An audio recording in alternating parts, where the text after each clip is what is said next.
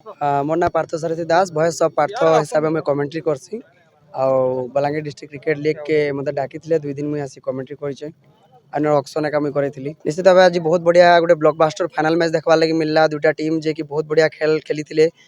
overall 6टा team ने participate करते 6टा team भितर 2टा टीम क्वालिफाई करते फाइनल लगी टीम स्वराज आउ एएफसीसी वारियर्स तो 2टा टीम भितर बढ़िया कड़ा टक्कर पहला टीम स्वराज बोलिंग करते टॉस जीते एएफसीसी और टीम स्वराज के पहला बैटिंग करवा लगी देते पहला टीम स्वराज जो बैटिंग कला 128 रन मारी 129 रन टार्गेट था एएफसीसी आड़ू जे कि बहुत छोट एज कम एज 14 बरस आमर जोगेश्वर बाग गोटे बहुत बढ़िया टैलेंटेड पिला से 55 रन स्कोर करते जिन लगे टीम एएफसीसी वारियर्स 7 विकेट मैच के जीतीजे और बहुत बढ़िया बैटल था दर्शक मैंने बहुत बढ़िया एंजॉय कर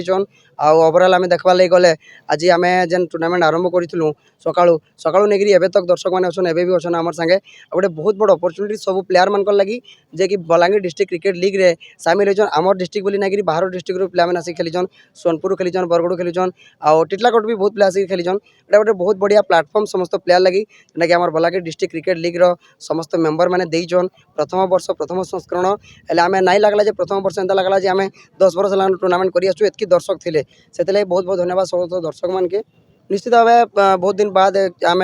गोटे ड्यूज बॉल क्रिकेट टूर्नामेंट आरंभ कलु ड्यूज बॉल क्रिकेट टूर्नामेंट बोले डिसिप्लिन रही तार संगे संगे खेलवार लगी भी मजा लगसी दर्शक मान के देखा लगी मजा लगसी टेनिस क्रिकेट हर जगह रही बट आम चाहमा ड्यूज क्रिकेट आगे नेमा से लगी ऋषभ दार थ्रू जेन प्रयास था और भी बाकी मेम्बर मैंने प्रयास करते निश्चित भाव डिमांड करमु कहीं आम जो पहला गिरी ग्राउंड के आसलु बहुत सारा स्ट्रगल करवा लगी पड़ला इनके जा से तार परमिशन आन इतार परमिशन आन आम बहुत परमिशन मागी मागी अथाई जाइलु आम आशा करमु ई ग्राउंड अपकमिंग बहुत सारा टूर्नामेंट अच्छे और ये ग्राउंड आउ टे डेवलपमेंट हवा और ये ग्राउंड लगे आम क्या परमिशन नहीं मांगबार कथा हमको ओपनली ग्राउंड के टूर्नामेंट करवार लगी आमके देवार कथा आम चाहूँ ग्राउंड आहरी भी आगे मैच हो बलांगीर ड्यूज बॉल ग्राउंड बहुत कम अच्छे तो मैं आशा करूँ एंता ग्राउंड आमके दिया जाऊ जेने कि आम भल रेगुलर बेसिक टूर्नामेंट कर पारमु आम आशा करमु गोटे भल ग्राउंड आमके मिलू और ये ग्राउंड लगे आम परमिशन लगे दर बदर नहीं भटकमु जनता district physical education officer Balangir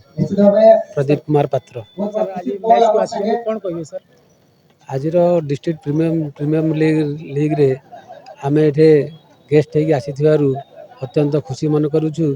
एवं निश्चित भाव में आशा रखिबु जिला स्तरीय कार्यक्रम एमती प्रत्येक वर्ष ये अनुष्ठित होउची एवं आगु को अनुष्ठित हब एवं जो भली बलांगीर जिलार ना आगु को एभली रोशन हो पार एवं सारा राज्य में बलांगीर जिलार ना आगु को बढ़ी पार से ही आमर कामना आयोजक बंधु मान को एति कहबी जे से माने निजे जेतकी करिसेंती बहुत बहुत धन्यवाद कहीं जेहेतु आमर चारिआडे सिंथेटिक बॉल रे खेल होइथिबा समय रे एठे आमर ड्यूज बॉल रे खेल होउची एवं सेति से ड्यूज बॉल रु ही जो माने सिलेक्शन हेबे राज्य स्तर निश्चित भाव में से भल प्रदर्शन करेंगे एवं से आयोजक बंधु मान को अशेष अशेष धन्यवाद आज आम बीडीसीएल तरफ आयोजित फर्स्ट सेशन क्रिकेट मैच उद्यापन समारोह थिला समस्त को तो बहुत बहुत अभिनंदन जनाऊे जेहेतु खेल रे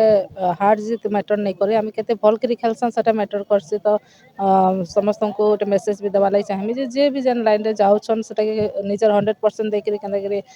भल हिसाब रे खेलबे से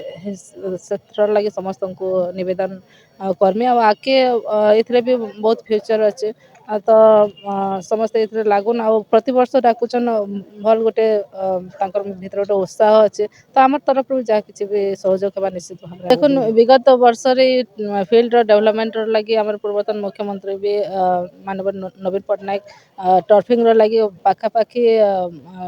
1.5 करोड़ अनुदान देते आटा आम मानव विधायक द्वारा आसी पाई तो से लगी धन्यवाद देमी जेहेतु किसी कारणवशतः कामटा अटकी जाइए नया सरकार फंड्स रिलीज नहीं करवार तो करदे आम निश्चित भाव फील्ड डेवलपमेंट कर